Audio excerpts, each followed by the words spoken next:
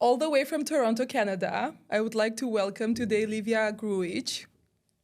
She's a certified happiness trainer who conducts workshops how to retain a happy and engaged workforce. Thank you so much, Liv, for taking the time. Good morning. Is Good morning. Thanks, Luca. It's such a pleasure to be here. It's so exciting. Thanks for having me. always. Tell me, how's Toronto? Is it freezing or? You know what? I think Toronto today is sunny. It's beautiful. Yesterday was raining. It should be snowing in the winter. So I really think we're going through some kind of a weather menopause. Each day we get something different. We don't know what to expect anymore. But when it's sunny, I'll take it. Okay, I get it. So we will have like a conversation about happiness in organizations today. But Absolutely. before we start, I have like a list of questions that I always ask all my guests. So I want to ask you a few questions about questions. Go for it. Are you ready? Let's do it. Let's do it. Okay, question number one. The best question, the most meaningful question that you've ever been asked. You know, it's probably a boring one because everybody asks this, but what's your biggest accomplishment? Do you want the answer too, or you want just the questions? Both, definitely. I say it's a boring one because you get it asked all the time. And as I was growing up, I used to get the answers in terms of, I used to give the answers in terms of awards and things like that, in terms of accomplishments. And now my answer is always my kids. My kids are my biggest accomplishment. You put so much work and you invest so much effort. So when they say something nice to you or they do something nice, you're like, oh, it was all worth it. So that's the best question I think I can be asked on a day like today. Oh, that's so sweet. I'm about to cry. I know what you mean. The same here. Second question. What was one question that you asked yourself and it led you to a breakthrough?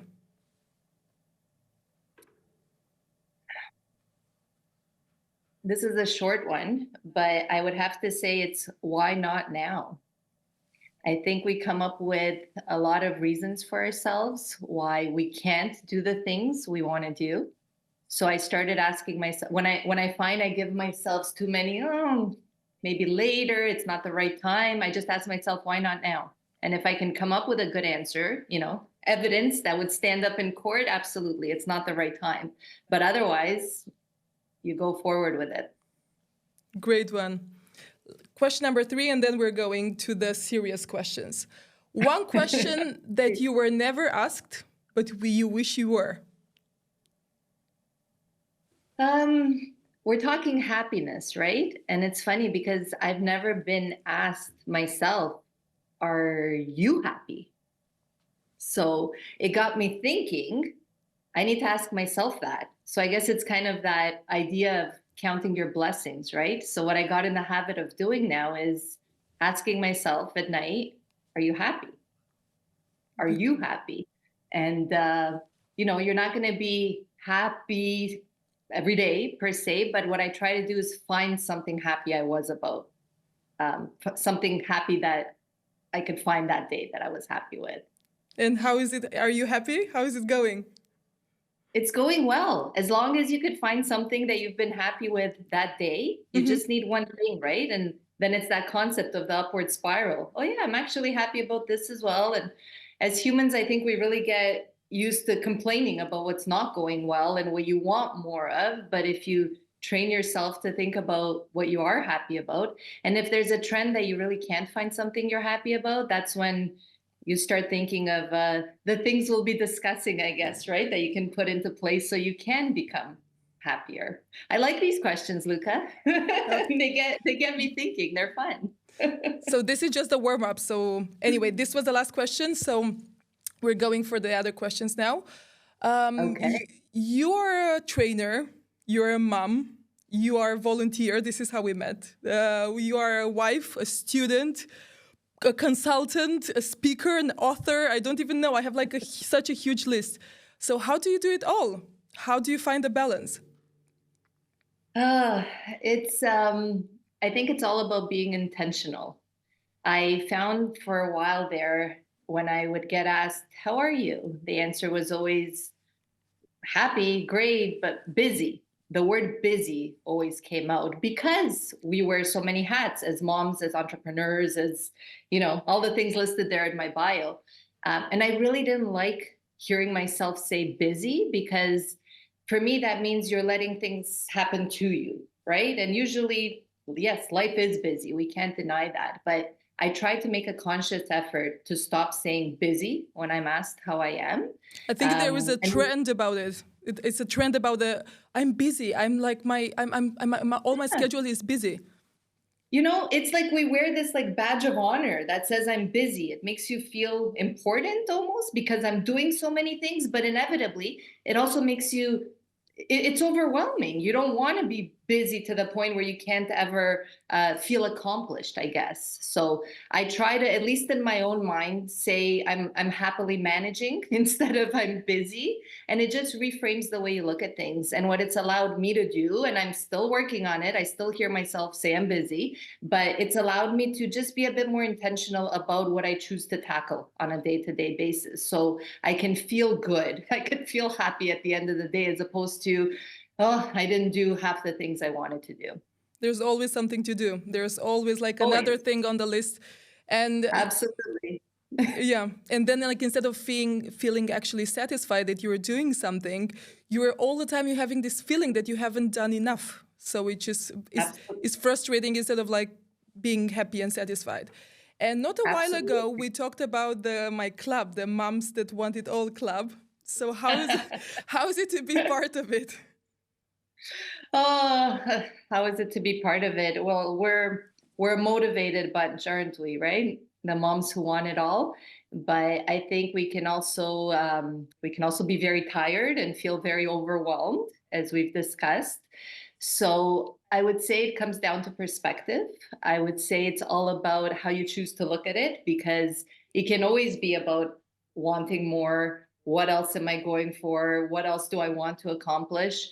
Or it can be very much about feeling happy with what you have already. Because if you take, survey of where you are already in life, you probably have lots to be happy with. So it's that whole glass empty, glass full idea. So on days where you choose to look at it and say, I'm doing a good job, I'm surviving, I'm raising happy kids, I'm doing well at work. Absolutely, there's more that I want to be doing, but I'm good. So I think it really does come down to perspective. So are you happy to be part of my club? Happy to be part of it, proud to be part of it. I'm like getting more and more people. Not a while ago. I think Sorry, go ahead.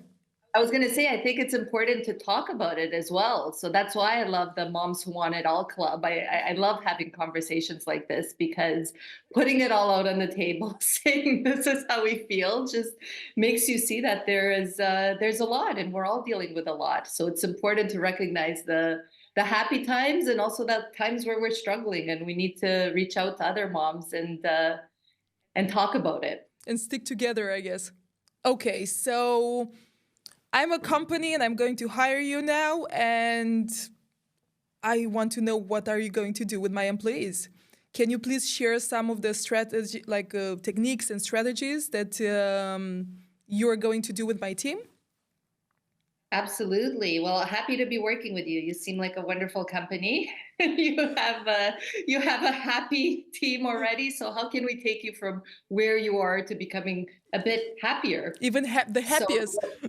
the happiest. Let's see what we can do. I find, happiness is such a big term. It's an umbrella term, and it can mean a lot of different things to different people. You could find a lot of literature online. At the end of the day, you just want to be able to apply the tools that we've seen that has been shown to make people happier. So I like to really bring it back to basics. I like to think of one of my favorite quotes, which is, nature to be commanded must be obeyed. Francis Bacon, right? This is nothing new. We're going back to the 1600s. But how does that apply to organizations today? In order to lead a happy, healthy life, we must adhere to our given nature. So, what makes one happy, whether it's at home, whether it's at work? Um, let's think of 5 things that apply to your day to day job, right? we've talked about technology and how no matter what field you're in, you're probably at the computer way too long. We're not meant to be sitting all day, right? We're meant to be moving around. So our physical, right? As we're saying that, we should be getting up. I'm doing a few stretching. stretches Yeah, exactly. or having a standing desk. It's one of the things when I'm not doing an interview, I like to work from a standing desk as opposed to sitting down. So looking for ways to manufacture opportunities for movement if your job is an 8 hour at your desk job or not even that. 8 hours in So the I try good to case take, scenario. right? We sit way too long. So looking for opportunities to get people moving. That's in a day-to-day scenario. In a me coming in for an intervention, I like to take the team out of the office. It's amazing how creative, how much people can really be able to silence the noise of the day to day when you're just able to take them out of their environment. And kind of like So I like to restarting, right? absolutely, absolutely. And it doesn't have to be long. It can be one day instead of working with a team in a boardroom, you work with a team in a park, depending where you are, by a nice beach, maybe, if we're doing it in Portugal. We actually, even in Toronto, we do have access to beachfronts. So just being able to work with a team in a setting where it allows for them to quiet the day-to-day things that we all have going on. And we'll talk about physical wellness. We'll talk about fostering good relationships. So one of the main indicators of happiness. What does that mean in a work setting? It means studies have shown if you have a best friend at work, you're much more likely to be loyal to that company. What does that mean again for trying to foster that, right? Are we putting enough employee programs in place where people have the opportunities to interact with each other than on a Zoom call? The reality is that flexibility is important, but at the same time, now with people working from home more and more, the connections that we used to have tend to be lost. So we need to figure out other ways to bring teams together, whether it's a couple of times a year, whether it's on an ongoing basis, if you do still have an office. So we talked about physical, we talked about relational. Obviously, I mentioned purpose before. So looking at making sure that each employee has one aspect or another of their job where they do feel that they're making a positive difference. So I have activities around each one of these components. One of my favorite ones that I always like to end off retreat, if you'll have it with, is gratitude buckets. I find we don't tend to give enough compliments to people anymore. It's not just about that yearly review where you wait anxiously to find out if you're doing a good job. It's about opportunities throughout the day to day where you can make people feel important in their jobs. And this doesn't have to just come from top down. It can be between employees at the same level. So what I do with the gratitude buckets, everybody literally holds a bucket. They have a bunch of sticky notes that they have to give out to other people with a compliment on them. You don't have to sign your name. It doesn't have to be about recognition. It just has to be about giving somebody a compliment. It's And I've beautiful. had, It's a great it idea, is actually. so nice. Luca, I've had teams where at the end we all sit in a circle and everybody has their little bucket with sticky notes of all different colors because everybody has a different color. And I've had people in tears Of because they course. just don't realize, right, how much they're appreciated by others because we don't take the time to do that enough on a day-to-day That's a great basis. idea. I So will definitely write it down. I'm going to do. There's like International Happiness happiness Day, day? like in March, Yes, and I'm going to do a yes, lot of activities in the school, like in my girls' school. yes. So definitely That's what the bucket one. That's what I love about it because it works with kids. So I'll do it. I have a public speaking program that I run with children. And one of the days we do this gratitude bucket activity. And it's amazing because kids are really excited to give compliments to others, right? I like your shirt, or you did such a good speech, whatever it is. They don't take too much time to think about it. They just like to give out the sticky notes so quickly. And then I love doing it with employees.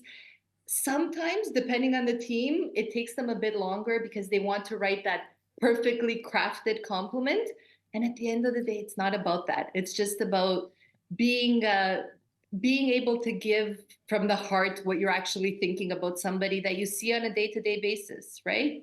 It's your colleagues are really your second family, or what you're hoping Of is your second family. So if you're able to foster that communication and that understanding and honesty between each other through various exercises that we can craft, various exercises that we can craft, then you have the prescription for hopefully a happy team moving forward. Sometimes they are like your first family because you spend so much time at the office, much more time that you're spending at home. So imagine there You better you really spend a lot of hours with the people around you if you work from the office and not from home. you better like the people you work with, right? Because you do spend a lot of time with them. And where personalities maybe don't work so well, you have to foster ways to be able to like something about the person you're working with. You know, I also rely to the fact that you told me about what you mentioned, the one friend at work, that you have to Hmm. have at least one good friend at work. It happened to me that I was in a company in Tel Aviv and we were working, you know, high tech, working many, many hours. And I had a good friend and he just relocated to United States with his girlfriend. And he was really my best friend. We used to have like lunches together. We used to go together, you know, like he used to make me surprises. We offices were like one next to each other. He left and then I moved offices and I was depressed for 1 week. I didn't know what was happening. I just wanted to cry the whole time. I missed him so much and I didn't realize. And after that I understood that he was my whole universe and he was like really trying to walk me through, you know, like from for the like a long hours program. He Yeah. would make it much more fun for me and much more family. Absolutely. And I've heard that from people. You know, it's one thing to know the research that tells you that. And then it's another thing when I get people that I work with actually, when I say, what makes you happy at work? And they'll say, oh, you know, the lunchtime that I share with so and so, having that person, very similar to what you're saying, because at the end of the day, we're used to doing the work that we're doing, meaningful, hopefully, sometimes not as meaningful, but we go to work. And if we can have somebody that we share these hours of our day with that makes us happy, you walk away feeling like it was okay. It Mhm. was yeah, it was a good time. Let's talk productivity and performance because this is all they care, right? So, how does happiness in organization affect the productivity and productivity and performance? Bottom line, right? At the end of the day, that's what we care about. We care about the bottom line. We know that a happy employee, an employee that's healthy and shows up to work and feels good, will be a productive one. And that comes as no surprise to anybody. And when you try to take shortcuts, I think we all lose out. I'll give you an example. When I try to cut out my workouts, if I feel that I have a busy day ahead, I'll say, well, I'll skip my jog today. I'm thinking that I'm saving myself some time, right? But I'm not in the end, because this happened to me last week. I said I have back-to-back meetings and then I have to drop the kids off at their activities and then I have to worry about dinner. The workout will have to be cut out. It's the one thing that I can cut out today. By 11 o'clock, I was feeling jittery and anxious. I wasn't able to concentrate on my meeting. I knew I had to put on my running shoes quickly and get out for a jog. What happens? I come back to my work and I have that feeling of I'm re energized, I'm refreshed. I need to be able to take time for myself, whatever that is that energizes you. And we know that physical activity is one of those things. So, coming back to your question about how does productivity affect the bottom line? If you allow for your employees through various programs that you offer, through allowing flexibility, through allowing for employees to do the things that they need to do in order to feel energized, to be at their best, to show up as their best self at work, you will see the results in the bottom line. I think it's an easy correlation when you look at it, but when we try to take shortcuts around that, whether it's on a personal level and we think we're being smart by cutting out something like the workout, or whether it's at work and we think this costs too much, we're not going to offer it to employees anymore, we're not doing anybody any favors that way. So the next question that is related to this one It's what role does company culture work like how does it affect it for creating a happy environment at work? Does it make sense what I said? Absolutely. You And I mentioned think the it goes leading by back, example before. yeah, it goes back to everybody actually taking a role in this, being united. So it's not just about saying, I'll bring in a speaker once a month to talk about wellness, but then I will frown upon when you take a walk at work at lunchtime, as opposed to sitting in front of your desk having your lunch as you're working on a project, right? If that makes sense. So it's really, if you have the management in place that will truly believe in the fact that providing wellness opportunities for employees will show up in the bottom line, then people will feel free to engage in the things that are actually offered. So having a wellness program that is just there for the sake of saying we're being a good company, check mark, exactly, you're not going to see the results because people will be afraid to actually take advantage of the things that are offered to them. So offering them without standing by them, without practicing them yourself, is not a solution. I get it. So how do you actually measure happiness in organizations? Like which metrics do you use? Great question.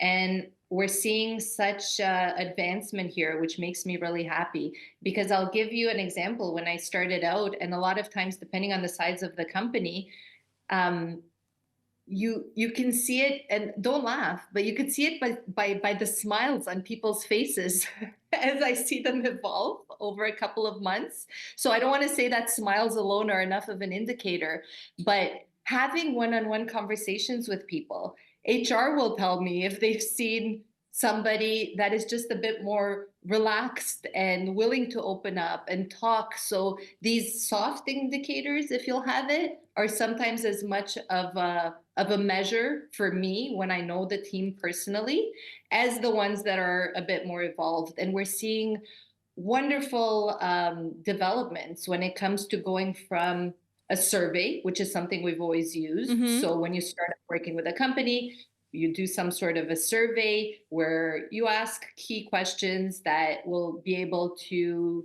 give you a sense and indicators that will show you where the team is at, and then again do the survey at the end. We're moving from surveys to all kinds of apps. I'm in the process of working with a company that is able to have a person read a paragraph, and through certain indicators that are in there, they're able to sense the stress level, the happiness level, if you'll have it. So again, going from doing that at the beginning to a couple of months later, repeating something like that. And this is one case where I want to add that technology, we could make good use of technology. The whole goal here is to be able to measure people's happiness when you're not seeing them in person, and being able to see how they are interacting with technology is one way of doing this as well. So it's been shown that, if you're doing a lot of scrolling, for example, that might be a time where you're just not feeling that engaged and maybe a bit more stressed out than when you're active in sending emails, for example. So lots of cool things happening when it comes to how do you measure through technology. But I will never discount having the one-on-one conversations, seeing happy people show up to my seminars over time. So really, really exciting stuff happening here. And I wanted to mention on that, any kind of research that I do with companies at the beginning and at the end, with employees, with teams, what's really important is that this data stays with the individual or stays with the company that's doing the research, as opposed to the company that the person works for, because people won't be willing to share as much if they know it's their boss that's seeing this, right? Yeah. So really important to make sure you're conducting it in a proper manner. I'm loving that. I'm also super tech savvy, and I have to say that I started this week to use an app. It's the Atomic Habits, the book, Yes, yes, James of Clear, right? course. So I have a new app. It's called Atoms. Atoms. Yep. So I start Adams, yeah. Atoms. So I started to use it this week. It's really they just launched it, and I'm Yep. forming new habits. I started with one habit, replacing social media in the morning with reading for 15 minutes. So I'm like, I love like just to go to log into the habit and to tick it. I've done it, yes. So, but you Ah, mentioned something else that I wanted to say. I wrote here a question because you mentioned the HR. So I want to ask you if you can discuss the connection between employee engagement and workplace happiness. Are they more engaged and absolutely. We all want to feel that we're being appreciated for the work that we do. When an employee feels appreciated, when they feel that there's purpose in their job, they're making a positive influence, they definitely will be more engaged. You'll be able to get more out of them. It's as simple as at home, if somebody does the dishes and you say, "Hey, you did the dishes, thanks." It's a small thing, of course, right? yeah. At work, if somebody does something and it goes unseen, the person doesn't feel as good. It doesn't feel that they were appreciated. So it's employee engagement in terms of how it correlates to productivity, in terms of how it correlates to loyalty, is so huge, and it's one of those things that is good to measure, but again, it's so important to understand what does that mean to the actual employee, to make sure that you're actually measuring the things that are important for them and that make them feel that they're actually doing the best they can in their job.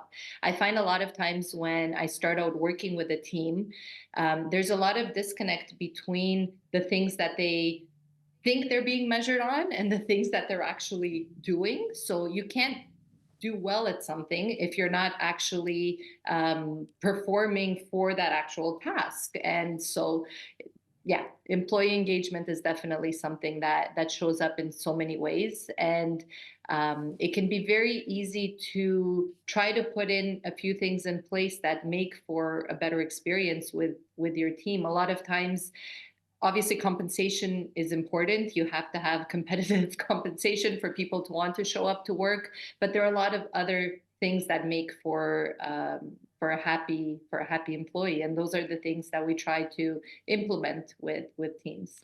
Talking about technology, I'm smiling a lot because I got like a FaceTime from my daughter here calling me hysterically, and I'm like, what do you want from me? Uh-oh. Oh my God. Yeah, and I will just like put it on silence. I just wanted to share. We are, Oh, yeah. it's the little Is things, that right? is And that I know technology? They're like following me. They have the iPads now. They it's life. It's real life. I was mentioning to you, my daughter, I know your daughter was homesick, and then my daughter got oh sick and she was home for 2 days, and she would see me go about my day and go from meeting to meeting or whatever it was. And today she's back at school, luckily, and she sent me an email and she said, "I miss you." oh, that's so I sweet. miss you too, honey. I'm probably a lot more productive, but I miss you too. Oh my God, kids sick at home. It's like the nightmare of any mom. Talking about moms, I know that you put together the happiness camp. Yeah, it's oh my gosh, it's it goes back to, I guess, the moms who want to have it all club, right? And there's so many programs for women out there that focus on how do you get back to having the time that you need. We give so much of ourselves to everybody around us, and I think as moms, as entrepreneurs, that comes naturally. You put everybody before yourself. But the reason I started this happiness camp, as we'll call it, is because we really need to come back to realizing that we need to focus on ourselves as well. It's that concept of the oxygen mask, right? If you don't put on your own oxygen mask first, you can't show up as your best possible self for everybody around you. Beautiful. And the way, Well, sorry, very go ahead. no, very well said. Yeah. The way I learned that the hard way, right? Because you do want to be there. You want to give your all to those around you. And that comes naturally at a certain point after you've been a mom or an entrepreneur for a while. But when you feel absolutely depleted, there's no way that you have it in you to give as much as you would otherwise. So the reason I called it happiness camp actually is because I thought back to a time, or you think to a time when you take your kids to camp, it's all about being happy in the moment and showing up and having fun. And I find that as women, we don't tend to do that enough anymore. A lot of time we don't know what play means for ourselves. We don't know what having fun means. We don't know, we tend to forget who we are as just like who's Luca, who's Liv, right? I know who I am for everybody else around me. So it was about creating a space where we can just really focus on ourselves, on what makes us happy, on having the time to reflect. And unlike a lot of programs that I've been a part of in the past, where it's about, you know, what's next, searching for what's next, what else do I want to accomplish, more, there's that component that I think is really unique and I really like about really appreciating where we are in life. I don't tend to do that enough myself in my own life. I know women that are amazing and thriving and wonderful in terms of what they're doing, but they always focus on what else they want to be doing as opposed to just taking a bit of time to appreciating where we are, right? It makes all the difference. You show up for yourself differently when you can appreciate that you are doing a lot of things very well and you should be very proud of yourself. And yes, I'm speaking to you there too. I know we've had these conversations when you realize that you need to be happy and not so much about perfectionist and everything, but happy with where you've managed to get to at this point in your life, then suddenly everything becomes much easier. I'm loving it. So when is going to be the camp? Like, can I come also? It's only in Toronto? No, the beautiful thing is that it is virtual. So everybody from all over the world is welcome to join. We try to make it as not virtual in a sense that we equip you with a really fun happiness camp bag when you start out, so we can do a bunch of things together, activities that allow for us to feel like we're together, although we're only together on screen. But the reason we decided to do it this way is so we can really connect women from around the world, because we share so much in common. Although we don't share the same time zone, we share so much when it comes to the things that, you know, moms have in common. Working moms that try to do it all need to really appreciate where they are and how much they are accomplishing. I mean, I'm like, write me down now in the happiness camp. Thank you so much. It was beautiful and inspiring, and I'm speechless. Like it was, I really enjoyed. The time just flew. You want, Oh my gosh. yeah? Do you want to ask me something? You want to say something more?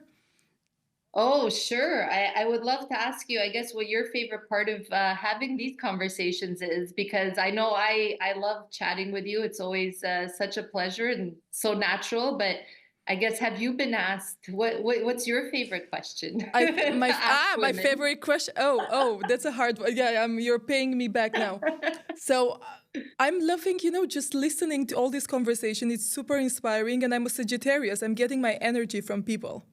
I'm seriously like, I get so much motivation and energy. And, I started this call. I was like, okay, let's do it. Technical problems, another thing. And then I'm coming out completely, uplifted. And so my favorite part was like from question 1 to question 20. I don't know, from the beginning to the end. It's like a labyrinth, like you get like a maze. You're getting in, you don't know where you're coming out. I No love matter how it. much I'm trying to make the story before, like to plan it, it always comes like different than I imagine it, and usually it's much better than I imagine it. So thank you so Oh, much. I love that. I love that. You have such a beautiful way, I think, of being able to ask the right question at the right time. And as I said to you before, it gets me thinking about things that I don't give myself time to think about. So thank you for asking all these beautiful questions and for having me. It was wonderful. Thank you for taking your time. Thank you.